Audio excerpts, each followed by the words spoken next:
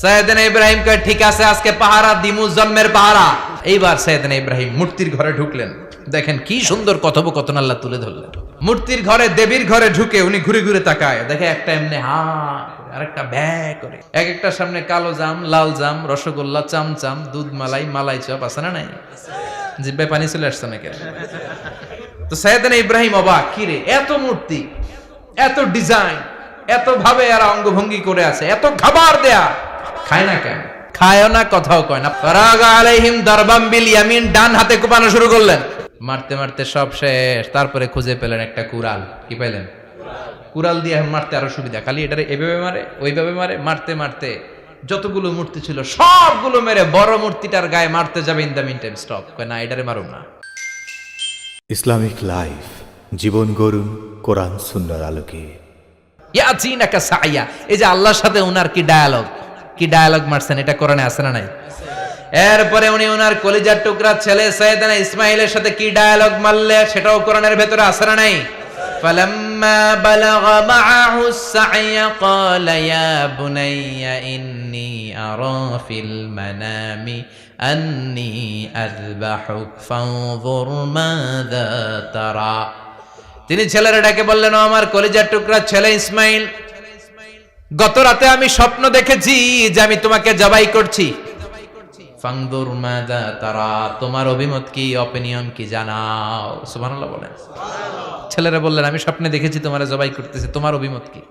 আমগরে যদি আমগো আব্বারা কইতো, কইতাম আমার দেখেন না, বড়টারে দেখছেন। কথা কন, বড়টাই কইতো আমার না মাইজ্জাডারে দেখছেন, মাইজ্জাডারে কইলে কইতো ছোটটারে দেখছেন। কথা কন, আমরা এটা কইতাম না? 100% আমরা এরকম উত্তর দিয়ে দিতাম, চিল্লায় কোন ঠিক কিনা? কিন্তু সাইয়েদনা ইসমাইল কেমন ছেলে, বাপ কা বেটা সিপাহী কা ঘোড়া, কুছ না হতো থোড়া থোড়া, ঠিক কিনা?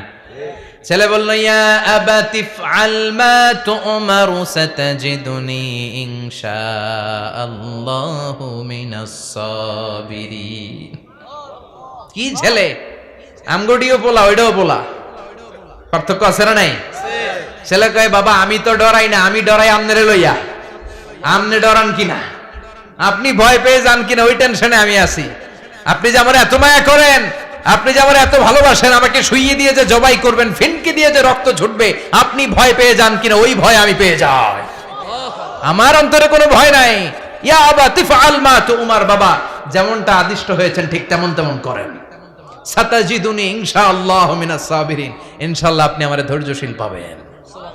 এরকম ছেলে আমাদের ঘরে ঘরে থাকার দরকার আছে না নাই? তার মানে বাপ বেটা কি ডায়ালগ মারছে, কোরআনে তুলে দিল কে? আবার সাইয়েদনা ইব্রাহিম এলাকার লোকদের সাথে কি ডায়ালগ মারলেন, সেটাও কোরআনে আছে না নাই? তিনি বললেন, মা হাযিহি তামাসিলুল্লাতী আনতুম লাহা আকিফুন। ও এলাকার লোকেরা, নিজের হাতে মূর্তি বানিয়ে মাথাটাকে নিচু করে ওম নমো ভগবতী কেন পড়ো? কেন কেন? ক্বালু ওয়াজাদনা আবানা লাহা আবিদিন। দেখেন কনভারসেশন কি এক পক্ষের হয়? কথোপকথন করতে হলে কয় পক্ষ লাগে? উনি বললেন, এই মূর্তিগুলোর সামনে তোরা মাথা নত করে দাঁড়িয়ে থাকিস কেন? তারা বলল, ওয়াজাদনা আবানা লাহা আবিদিন, আমরা আমাদের বাপ দাদাদেরকে দেখছি এরকম করতে, এজন্য আমরাও করি। সাইয়েদনা ইব্রাহিম বললেন, লাকাদ কুনতুম আনতুম ওয়া আবাকুম ফি দালালিম মুবিন, তোরাও শেষ, তোকে বাপ দাদারাও শেষ, তোদের বাপ দাদারাও গোল্লায়, তোরাও গোল্লায়, চিল্লাই কোন ঠিক কিনা? কি কনভারসেশন। এরপরে বাৎসরিক পূজা অনুষ্ঠানের দিন আসলো। কিছুদিন আগে একটা হয়েছে না, সরস্বতী, এটা বোধহয় হিন্দু ভাইদের বিদ্যার দেবী। এরা এক একজনের কাছে এক একটা জিনিস নিয়ে যাওয়া লাগে, আমরা সব জিনিস চাই একজনের কাছে, তিনি কে? আল্লাহ। এটা কঠিন না সহজ?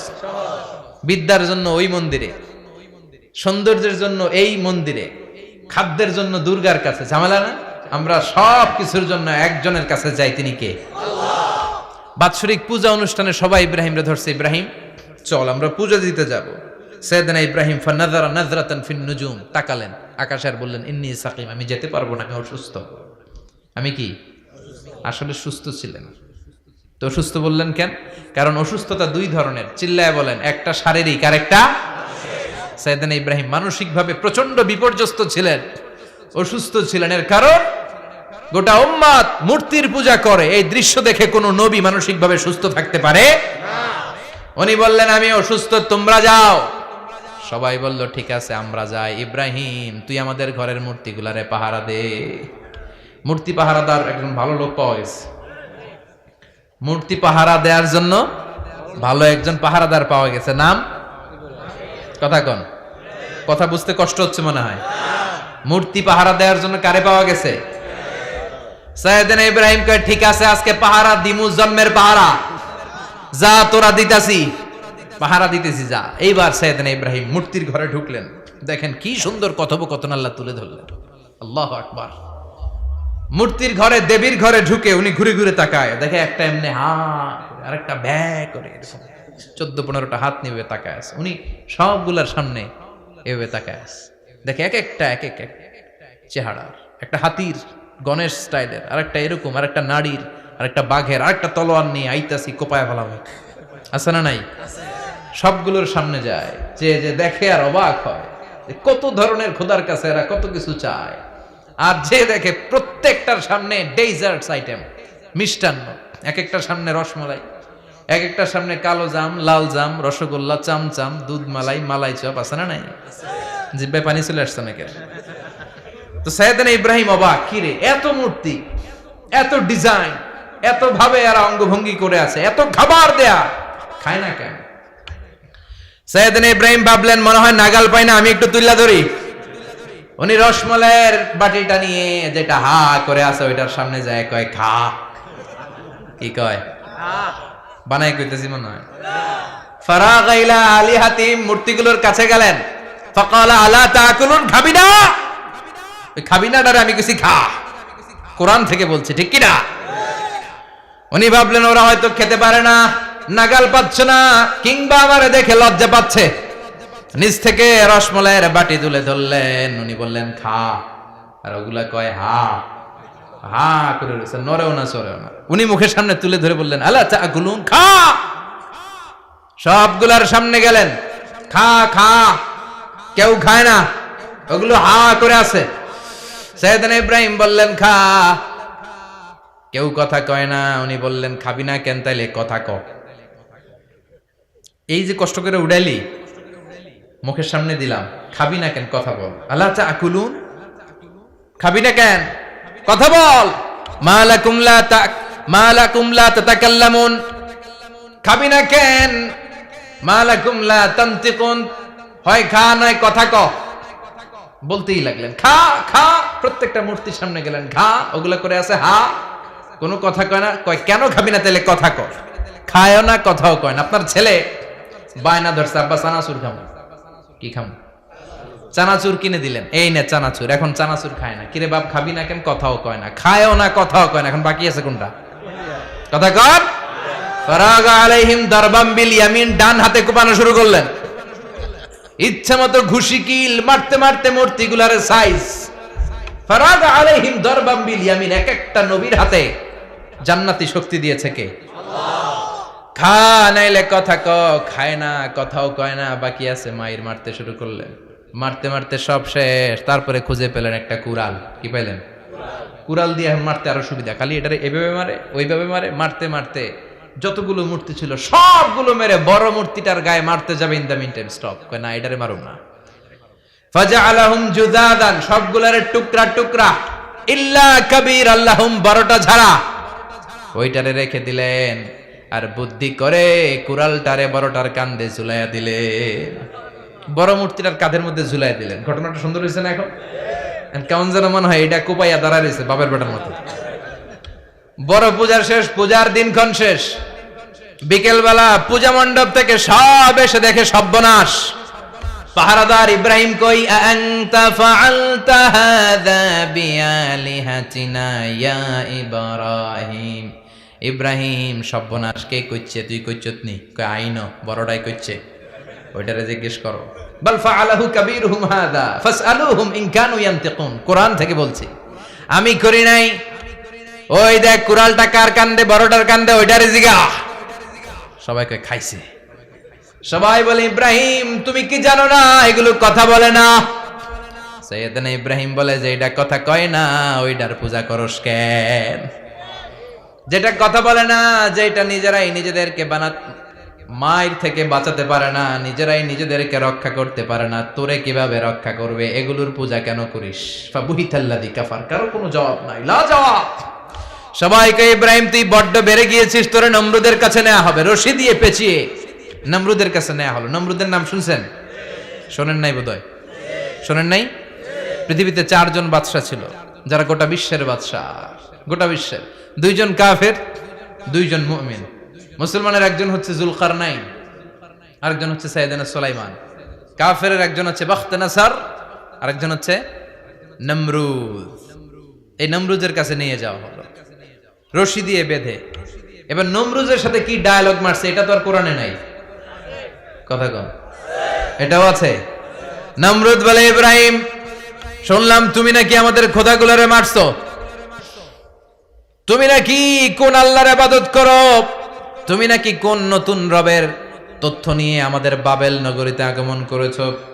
আমি ছাড়া কোনো খোদা আছে বলে তো আমি শুনি নাই, এই বাবেল নগরীতে আমি ছাড়া কোনো খোদা আছে আজকে নতুন শুনলাম। কে তোমার খোদা, কি তার পাওয়া? এবার ডায়ালগ মারা শুরু করলেন সাইয়েদনা ইব্রাহিম। সাইয়েদনা ইব্রাহিম বললেন, রব্বি আল্লাযী ইউহয়ী ওয়া ইউমীত, আমার রব এমন রব যিনি জীবন দেয় আবার মরণও দেয়। জীবন দেয় কে? মরণ দেয় কে? নমরুদ বলে, তাই তোমার আল্লাহ জীবন দেয় মরণ দেয়? আনা উহয়ী ওয়া উমীত। এবার নমরুদ ডায়ালগ মারতেছে, খালি ডায়ালগ, আনা উহয়ী ওয়া উমীত, আমিও তো জীবন দেই, আমিও তো মরণ দেই। সাইয়েদনা ইব্রাহিম বললেন, তুমিও যদি আমার আল্লাহর মতো জীবন দাও মরণ দাও তাইলে দেখাও। নমরুদ জেলখানা থেকে 2 জন ফাঁসির আসামিকে ধরে আনলো। ধরে এনে একটা ধারালো ছুরি নিয়ে প্রথম আসামির পেটের ভিতরে ধা করে ছুরিটা ভরে দিয়েছে। ফিনকি দিয়ে রক্ত ছুটলো, লোকটা ছটফট ছটফট ছটফট করতে করতে দুনিয়া থেকে বিদায়। এবার পেট থেকে ছুরিটা বের করে দ্বিতীয় আসামির পেটের মধ্যে ঢুকাতে যাবে ধা করে। In the mean time stop, ঢুকায় নাই, পেটে ঢুকাইতে যাবে ঢুকায় নাই। কয়, ইব্রাহিম এই যে দেখো, তোমার সামনে প্রথম লোকটারে আমি জীবন মৃত্যু দিলাম, আর এটার মৃত্যুর পথ থেকে বাঁচাই এটারে আমি জীবন দিলাম। প্রথমটারে দিলাম জীবন, পরেরটারে দিলাম, প্রথমটারে দিলাম মরণ, পরেরটারে দিলাম জীবন। তোমার রব যে যেরকম করে জীবন দেয় আর মৃত্যু দেয়, আমিও জীবন দেই, আমিও মৃত্যু দেই। চিল্লায় পড়েন নাউযুবিল্লাহ। সাইয়েদনা ইব্রাহিম বিপদে পড়ে গেলেন। তাই তো, আসলেই তো প্রথম লোকটারে মৃত্যু দিল, দেয় নাই? কথা কন, ছুরি মেরে রক্ত বের করে ওর মৃত্যু দেয় নাই? পরের লোকটারও একই ভাবে মৃত্যু দিতে যে সেখান থেকে বাঁচিয়ে জীবন দিল। ভেজাল আছে না নাই? এবার সাইয়েদনা ইব্রাহিম বলে, ফাইন্নাল্লাহা ইয়াতি বিশ-শামসি মিনাল মাশরিকি ফাআতি বিহা মিনাল মাগরিবি ফাবুহিতাল্লাযী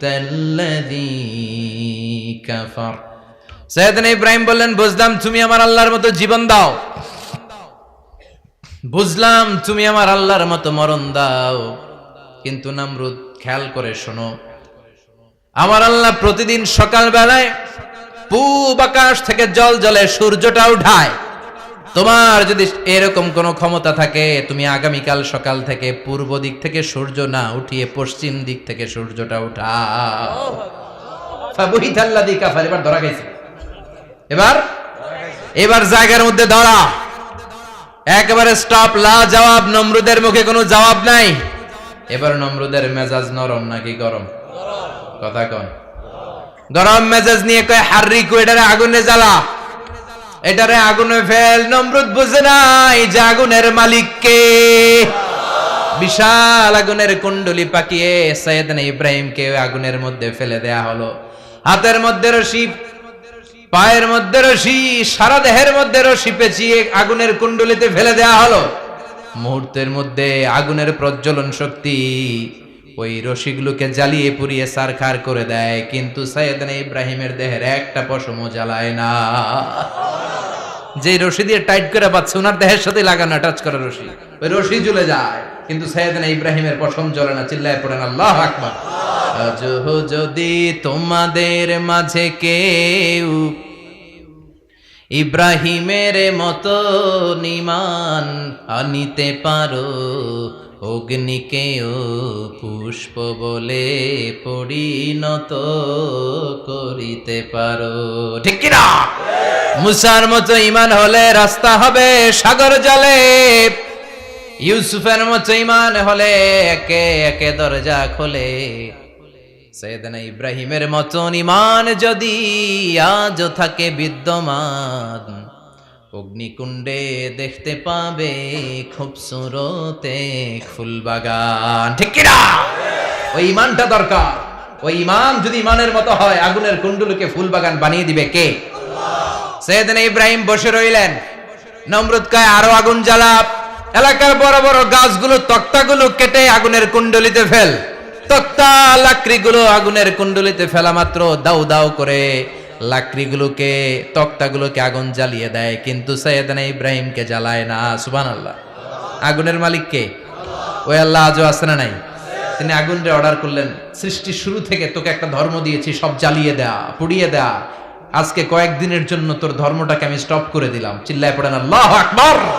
কুলনা ইয়া নারু কুনি বারদান ওয়া সালামান আলা ইব্রাহিম। আল্লাহ বললেন আগুন খবরদার, আমার ইব্রাহিমের গায়ের যেন পশম না পুড়ে যায়, কারণ ইব্রাহিমের সন্তান হবে ইসমাইল, আর ওই ইসমাইলের বংশে আমি পাঠাবো আখিরি জামানার পয়গাম্বর।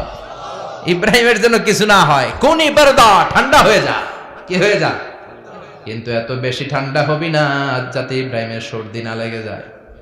সুবহানাল্লাহ।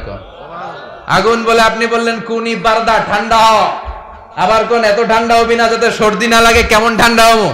আল্লাহ বললেন সালামান আলা ইব্রাহিম, সালাম হয়ে যা, শান্তির গুলবাগিচা হয়ে যা, এয়ার কন্ডিশন নাতিশীতোষ্ণ হয়ে যা। চিল্লায় পড়েন আল্লাহু আকবার।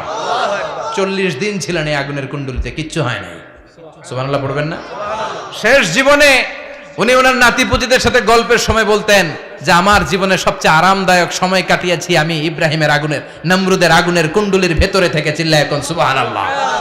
তার মানে পুরো আগুনের কুণ্ডলির এই গুলবাগিচা বানিয়ে দিয়েছে কে? ওনার জীবনের শ্রেষ্ঠ সময় নাকি এটা, সবচেয়ে আরামসে নাকি কাটিয়েছে এই আগুনের কুণ্ডলির ভেতরে। চিল্লায় পড়েন আল্লাহু আকবার।